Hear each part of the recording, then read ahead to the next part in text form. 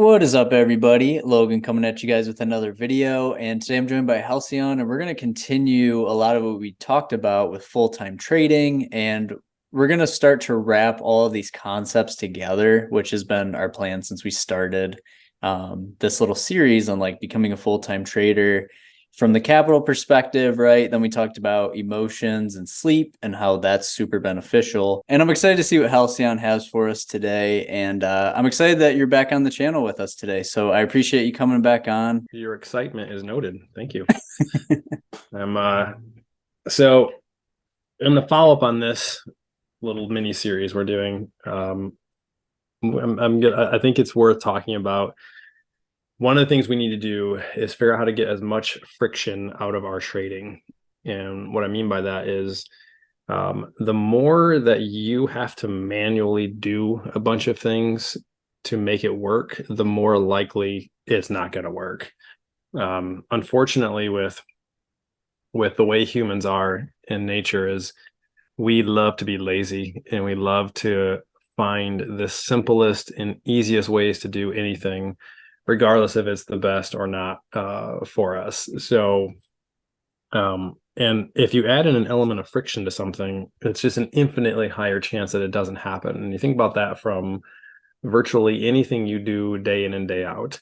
For example, if you wanted to get up and work out every day and you were trying to do that first thing in the morning and you're not a morning person, that's a major friction point for you to get up and do something like that. And the likelihood of you continuing to actually make that happen is pretty small. Or let's say you're working on weight or something, trying to lose some weight, and you struggle with, say you're a sugar person, you struggle with all the sweet foods.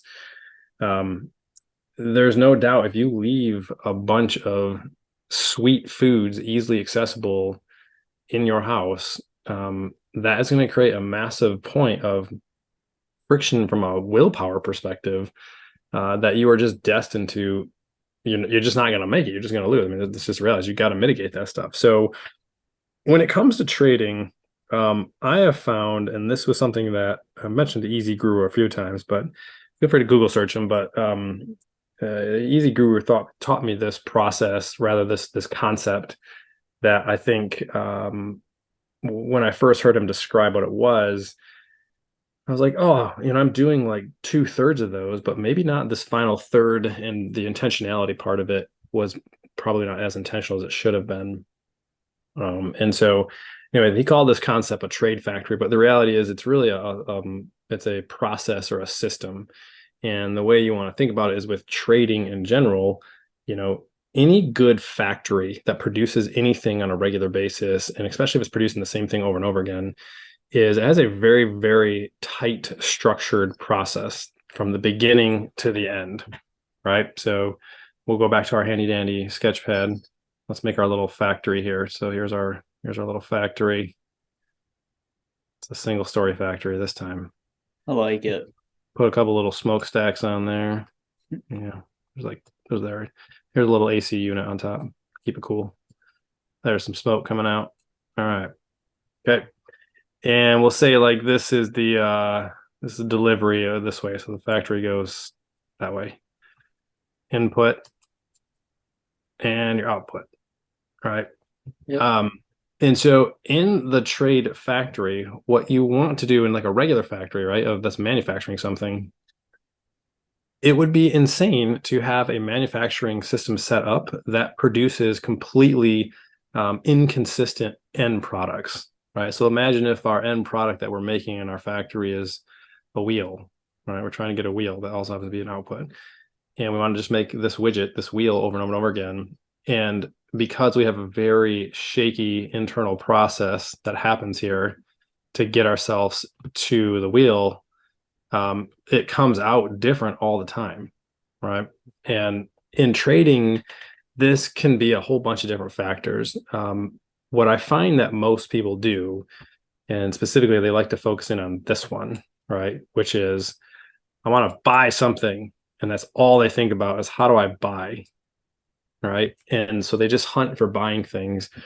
And they forget that there's in fact, they got reminded a nice slap in the face all of 2022 into into 2023 here. And they focus just on buying or just on selling in this case, depending on what you're doing here, but they don't at all put any context around what is the actual situation going on, right? So when you look at a trade factory, to me at least, where I always am going to start is one, what is my situational awareness, right? This is another way of saying, what is the context or the market or the playing field that I am operating underneath? And we've talked about this at length many, many, many times, but I'll just bring up this tried and true chart. This is just looking at the 1 hour. All right, so we're going to bring this over. Here's our 1 hour, right? So I'm looking at my situational awareness and I'm paying attention to what are all the different things that I'm seeing. So I'm starting here every time to say, where am I roughly on the playing field? Okay, I got my calendar channels, got my standard deviation lines. And then I'm looking at some of the main factors I like to see. The squeeze here is a big, I mean, this has been squeezing for about 4 days now. I mean, we've all seen the market has been stuck sideways for, again, weeks and weeks at this point. Mm-hmm. RSI is just flip-flopping back and forth. It's kind of a sideways trended market, and those are tricky to trade, right? That's the sideways markets that can be difficult to trade if you're a swing trader, or if you're a breakout trader, or if you're a directional trader. Those are challenging ways to do that because it doesn't give you any really obvious clues or setups. Or the bigger problem is there's just no follow through. You constantly are getting in a trade that doesn't go anywhere. This is the hallmark of a sideways chop fest market. So anyway, you want to start with, and from at least in my opinion, you want to start with situational awareness. You want to know where you are, right? I don't want to be knowing where I'm in a bullish environment that we've been in for the last couple of weeks, with the exception of the chop fest recently. And down here, being totally unaware that where I am actually in the playing field, like that, this is just stacking the deck against you. When we come back to our analogy here, the likelihood that you continue to create, what you're trying to do, which is obviously make money, right? You're trying to create a profitable widget over and over again. But if you don't have any idea what's going on over here, and you don't have any way to measure this, what are the chances that this guy over here is going to look the way you want, right? Not great. Not great at all. In fact, you're going to be consistently inconsistent all the time. It's going to be a very frustrating experience with doing trading, because what you'll find is you'll be a very streaky trader, where you'll have a couple of weeks of feeling really good and feeling like you're, the oracle, and then all of a sudden nothing works. And most of the time, your issue is you have very, very poor situational awareness or market context, or understand the playing field you're on. Again, it's different for everybody based on your time frames and what you're looking at. I mean, if you're a day trader only, this is a lot. Some of the situational awareness is completely different. If you're in a swing trading or more of a long-term trader, it becomes a little bit more important is what that situational awareness is telling you, because it helps keep you on the right side of the trades, right? So that's one key thing. Then the next part that most people have really, really poorly defined, or they can't articulate it, is their setup, right? So once you get your situational awareness down, right, now we're on to step 2 here, is your setup. So they get their situational awareness down, they get a really good idea where they are, they understand the context, they've done some deep diving into what their situational awareness produces, so then they can properly deploy the setup that is going to allow them the highest chance of making their consistent widget, right? Their consistent widget, which is a profitable widget for us. Right. So you got to look at your setup and you got to understand what that is. And so a lot of people also just don't even I mean, this is probably most people's second biggest issue, is they have a problem with both of these: poor situational awareness, and then they have an ever revolving door of setups, which none of them are ever really well back tested. None of them are ever really well deep dived. They see a little thing from a YouTube on it and then immediately jump in, try it out a few times, and then say it doesn't work. Or they see success in it and then they go full sending it and don't realize that the odds or the expectancy on it aren't nearly what they thought, because they hopped in midstream and got a couple good trades in a row on it, right?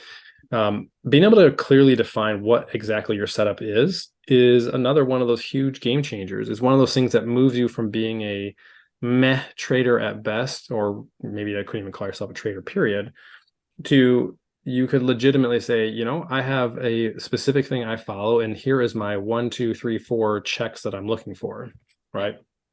Most of the time, the setup then goes hand in hand with the third thing, which is a way to document what you're doing. Okay. So this is usually the place when you're looking at creating this perfect circle of money over and over again.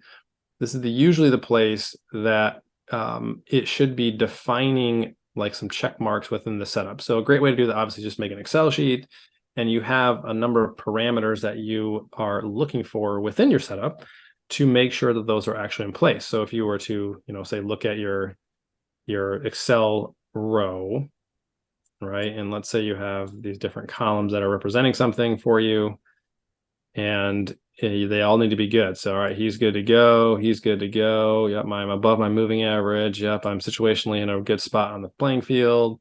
And I've got, a bullish short-term intraday environment showing. All right, take the trade. Boom, get in it. And then I work through the process. Okay. Then the other thing that people don't typically do is they might do some of these. Again, I would say most often the situational awareness is what usually screws most people. Is they just don't usually pay attention to this at all. Yeah. So when market shifts, they're stuck doing the same thing that was working in a bull environment, and now they're in a bear environment, and kapoof, watch their capital disappear.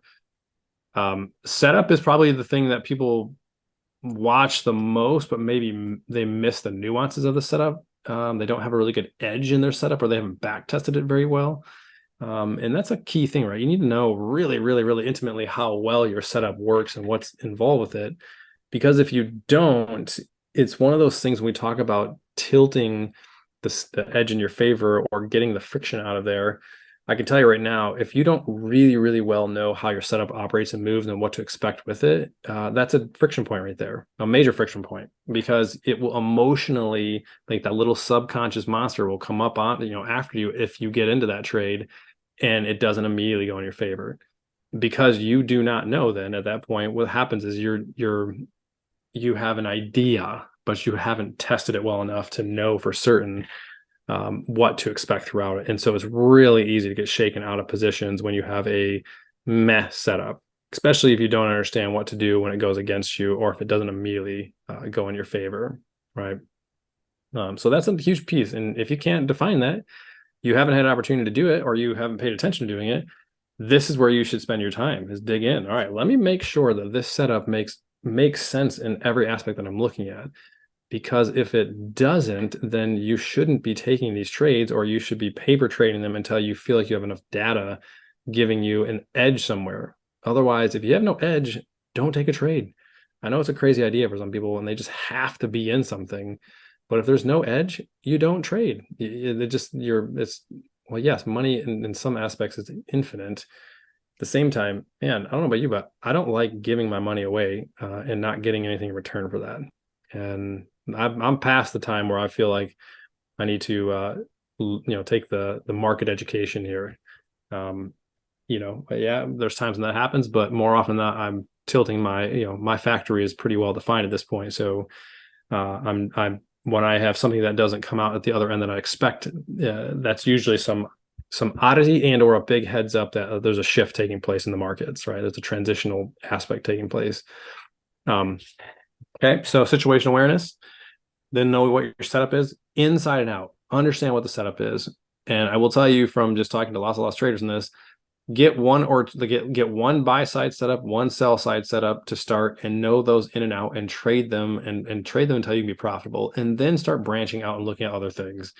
If you don't have, because again, the worst thing you can do is just keep trying every single tiny strategy you come across, whether that's something from Logan or me or anybody else, because you don't give yourself enough time to get good at doing it. It's sort of be like if you're going to golf and you try out a new hybrid club and you hit it 3 times and you say, it's trash. And you're like, well, how would you know? You literally use it a couple of times. You don't have any idea. You don't have enough experience to see if it actually is worth utilizing, Mhm. or implementing it into your game more appropriately, like knowing your situational awareness of when to use that club and when not to use that club. Right. And it's a good analogy, I think, for this.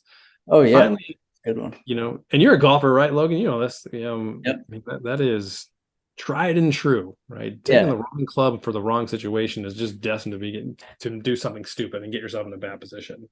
I'll hop in real quick and say, like, every time I go to buy a new club, I have to swing it at least 50 times before I actually purchase it, just so that I can get the feel for it. And like, I'll just grab a bucket of balls and then just start swinging just to really get a feel for it. And like, that's my absolute bare minimum before I'm going to buy any of them. So I think it's a great analogy, actually. Well, now we're going to talk about golf forward only. That's great. I'm Yeah. excited. So part four, Is that's how to golf better. that's Practice like an absolute maniac nonstop. Give up your life, and then funny. you might be a tiny bit better. So final part of this thing, I think, at least from just a very basic trade factory, is, and then I'll show you kind of what one looks like if you actually write it out, is your risk management, right? In any good factory, there's a quality control aspect to it. Right? You don't just send stuff out without taking a look and say, is this meeting all of the standards that I have defined and set up, that I know because I've deep dived all these and I know where this is putting me. I know what kind of odds I'm going to have, excuse me, long term here, so that I have the highest chance of getting, right, the highest chance of getting this repeatable, profitable widget. It doesn't matter if you're talking day trading only, or we're talking swing trades, and 1 to 3 days, or we're talking longer. It's like 40 some day out DTEs. Like, that doesn't matter. It just, you should have a process that you go through every single time. And if you don't, and you're doing this over and over again, without having a defined process, then you are going to be destined to just spin your wheels and be very, very frustrated doing this. It'll be a very, very frustrating, and most likely you'll just quit at some point, because you'll say it just doesn't work. It's rigged against me, or whatever the case might be. So getting a little more granular with this, let's just kind of talk through this, Logan, together. What this would look like. Okay, so I'll give you my start of mine for what mine looks like. All right, so 8 a.m. Wow, that's ginormous. Let's shrink that down a little bit. That's ginormous. It is huge. So for me, 8 That's a.m. what she said. Yeah, What? not what she said. 8 a.m. pre-market, right? For me, this is always, I start looking for what has any kind of volume pre-market. This is because I do some other stuff outside of options only. So pre-market stocks. I'm just curious what's moving. They really most show up around 8:30, but I want to get an idea, see what kind of news is out there, see what's been referenced overnight that I missed. And then I will also, around that time, right around 9 o'clock, I'm going to look at futures again and see where the levels were, what happened overnight, what was the high, what was the low, and what's trending for the last 30 minutes going into the session. Then for me, it's typical day is going to be, I will be at 9:30 a.m. to about 10:45 a.m. I will be looking for zero DTE price action setups. Most of the time I'm doing this with my buddy Amet, typically. What's down to trade is his stuff, but most of the time I'm usually there. I would say I probably take a trade maybe twice a week on this. As you and I've mentioned, Logan, there is a level of energy that's required to trade them day in, day out, and which works if you don't have other things that you want to be doing. But I have just so many other random stuff on my plate that I'm just not interested in being tied to the glue to the screen all day long. From that perspective. So That's what that typically looks like for me. I usually do not look at, and I've said this for a long time, I don't look at any spreads that I've taken from any days prior to from if I'm looking at longer data stuff, I don't look at them till at least around 10:30. So typically between 10 and 10:30, um, I'm looking at prior day trades and just take a quick peek, make sure they're where the level is supposed to be. There's a process I do with where I draw in lines already so I can just visually see it quick, but I always want to just take a quick peek at those and look to see what's going on. I always feel like that first 30 minutes is very highly manipulated feeling. And so I'm trying to avoid getting sucked into that emotional state, right? Take as much of those friction points out of there. I know from my prior personal experience, that was an area that I've made some dumb choices on because I get emotionally would zoom into it from the first couple of minutes and hop out of a trade that didn't need to be hopped out of. Okay, so then from here on out, typically I'm doing like research stuff from basically about 10:45 till close to 2:30. I don't usually take trades in the middle of the day like that. I'm almost always going and doing back testing things or deep diving something or researching something at that point in time. And then usually for me, my kind of final, so we'll just put that on there quick. So it's typically from about 10:45 to about 2 is going to be just all research for me. Okay. There's lunch in here and a workout in here, of course, but this is what this block of time is generally allocated for. And then around 2:30 is what I start looking for on my from between 2:30 and 3 is where I'm looking at anything from longer dated trades. So if I have setups that I see showing up, if I have some interesting any kind of interesting stock setups that I see that come into play, I'm looking at those and looking to take them at that time. So but yeah, this is what my trade factory looks like. Now there's a couple other nuances on here, right, that I'm not talking about. So 2:30 to 3:15 at the latest. This is typically multi BTE trades for me. Now this is like the broad day overview for me, right? There's some stuff I do after the market closes and I update some research stuff. And generally speaking, I'm writing a situational awareness little thing to myself around about 8:30. Typically, I'll write a little note of what I'm seeing, thinking, and I have like a checklist of items inside of that I check on every single day.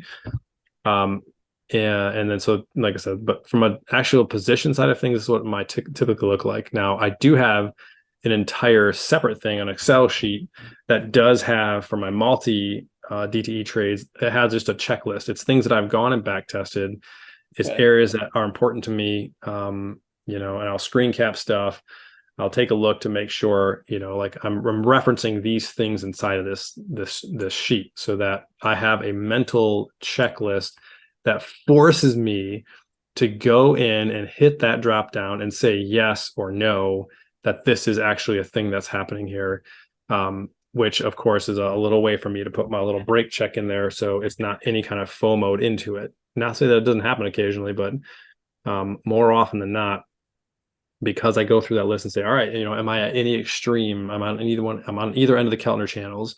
Is there any expiration things going on for my price projection stuff? Is there any kind of, squeezes going on that I'm not aware of on 15, the 30, the 1 hour? And so I just do those quick little sweeps and check through, and they just, keep forcing me to put in the habits that are going to give me the best chance of having that, profitable widget coming out over and over and over and over again. Right. This is kind of the big top level version of it. And then there's granular pieces that go to each of these. And, that habit that you create after a while will be all the difference for you. I mean, it's said many times over. I've heard this in a couple different books and a couple different people, but we are all like 1 or 2 behavior changes from having like a transformational change in our life. And it's those 1 or 2 behaviors. And it could be something with your trading. It could be something in your personal life. I don't know, but I personally find that to be an awesome thing to think that I'm just 1 or 2 different behavior changes away from having another catalyst to propel me forward. Whether that is in personal life or work life or trading life, otherwise.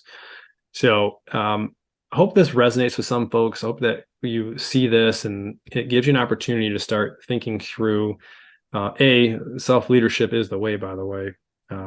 You can take control over what you've got going on. There's nobody's going to come in and swing in and tell you how to do everything. And if you do want somebody to be the case for you, you're destined to never really get large in trading. And just like I said, I've told you this a bunch of times, Logan. I don't think I know a single trader who's done anything worth the salt who just follows somebody else the entire time. Like there's a huge thing to be said about um, working with mentors and working with people who are going to help you out to understand what you're doing and how to become profitable, and then eventually branching up and doing it on yourself and taking your own trades and putting your own spin on things. And maybe you do the exact same they do, but and you stay there for community, but just for inevitably just taking somebody else's trades all the time is very, very rarely is that a ticket to long-term success, although it certainly gets sold as being the case, that's for sure. Yeah. And there's no substitute for having a game plan for what your days are going to look like.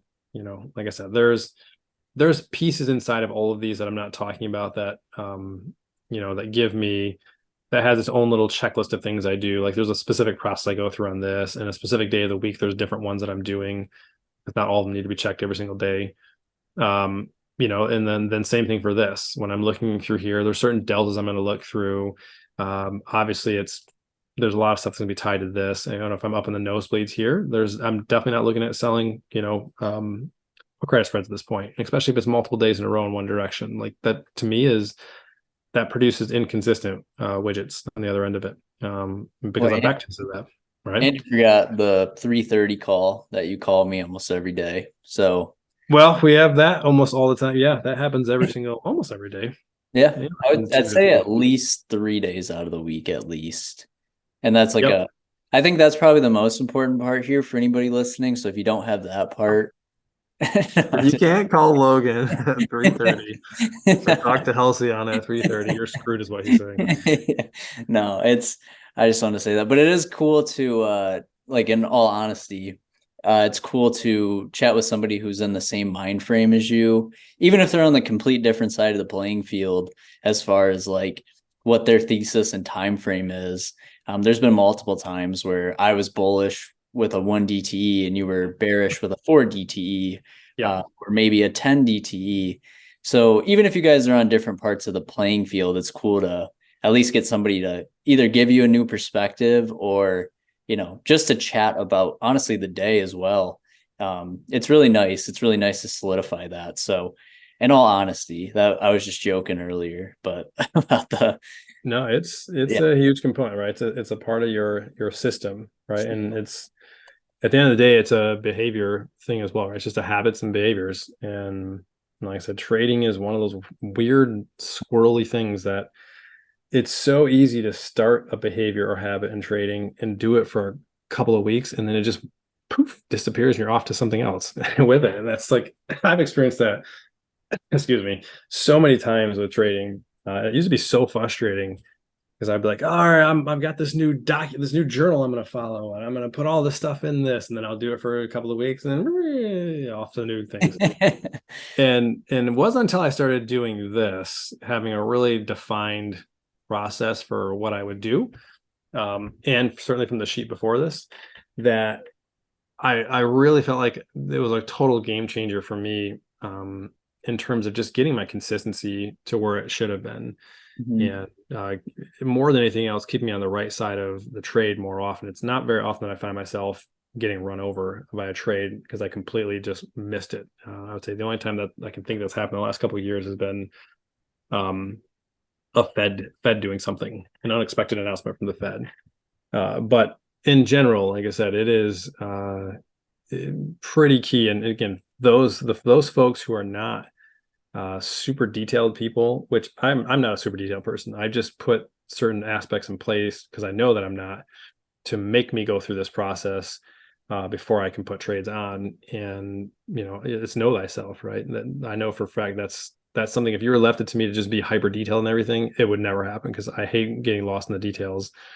They're important, but for me, I found this works really, really well. So take your time. Yeah, go through, create your own trade factory, think through the bigger picture, And then you need to just run it over and over and over and over again every single day.